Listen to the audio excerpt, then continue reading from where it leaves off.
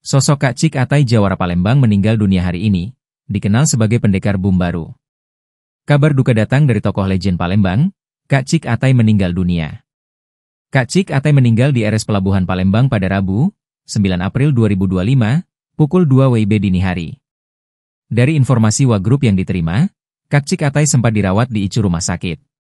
Assalamualaikum, jamaah diumumkan Atai meninggal di ruangan ICU RS Pelabuhan Palembang malam ini LH, tulis informasi yang beredar. Untuk pemakaman dan penyebab Kak Cik Atai meninggal dunia, tim sripoku.com masih mencari tahu informasi selanjutnya. Sebelumnya, beberapa waktu lalu Kak Cik Atai sempat menceritakan masa lalunya dengan Rondot. Dilansir dari TikTok Rondot Rabu, 9 April 2025, Kak Cik Atai bahkan menunjukkan bekas lukanya saat berkelahi di zamannya. Pada kesempatan itu, Kak Cik Atai pun mengungkap nama aslinya. Rupanya ia memiliki nama asli Haji Syamsul Rizal, namun lebih dikenal publik dengan nama Kak Cik Atai. Kak Cik Atai menyebut dirinya naik haji di tahun 1976 silam. Ia memiliki 6 orang anak. Dari perbincangan dengan Rondot itu, terungkaplah masa lalu Kak Cik Atai hingga ia menjadi tokoh legend di Palembang. Kak Cik Atai ini terkenal sebagai seorang tokoh yang sangat ditakuti di kota Palembang ini, ujar Rondot.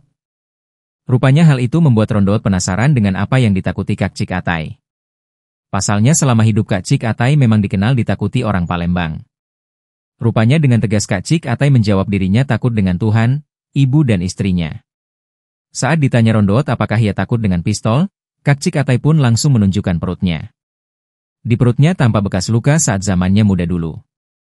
Kak Cik Atai lantas memberikan nasihat kepada pemuda yang melawan orang tua. Ia pun lantas mengungkap alasan takut dengan orang tua. Orang tua yang kasih kita makan dari kecil, karena hidup kita orang tua itulah paling takut aku sama orang tua, ceritanya. Dosa besar itu, jangan melawan orang tua, pesannya.